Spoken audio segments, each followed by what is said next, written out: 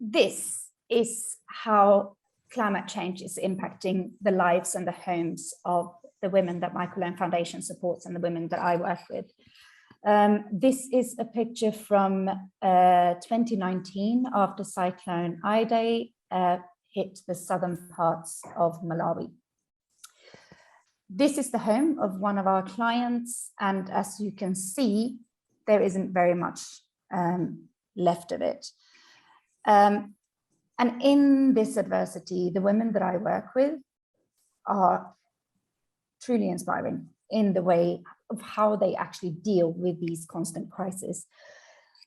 What I want to talk to you about is a little bit about poverty, just to set the scene for you to understand why this happens, why a home looks like this after a disaster strikes. So, first of all, poverty. It's people who live in poverty. They are the ones who are most likely to be hit by climate change and the impacts of climate change. And more than half of the world's poorest people are living in sub-Saharan Africa. Before COVID hit, we saw poverty declining everywhere in the world, which is great news, apart from the fact that it was declining everywhere in the world apart from sub-Saharan Africa. So if you look at the graph, you've got the green line at the top, which basically shows poverty based on population in sub-Saharan Africa. And you can see that that's increasing over time from 1990 to 2030 and the expectations for the future. Whereas all the other colors, you see poverty decreasing. So the majority of the poor people live in rural areas, and women are more likely to live in poverty than men. This is also sits directly linked to the fact that people who live in rural areas are more likely to be impacted by climate change, and women are also more vulnerable to climate change. When we talk about poverty, it can get a little bit confusing about what we actually mean. So I'm going to show you what I mean. So what does it actually mean to survive on less than $1.25 a day? And the reason I talk about $1.25 a day is that that's one of the extreme level of poverty. So if you are living on little more than £1 a day, every day is a struggle. You will have to make really, really tough decisions.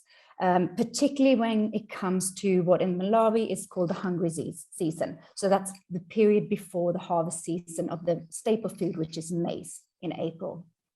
During that period, your family will go hungry.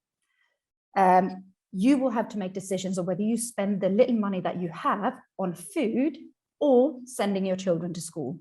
So the chances are your children won't get an education. And we see this with a lot of the women that we work with. They are illiterate and they have very, very low levels of education because it's intergenerational poverty.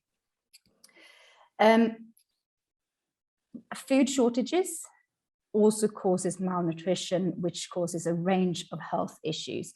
And the problem is these families are not able to afford to access healthcare.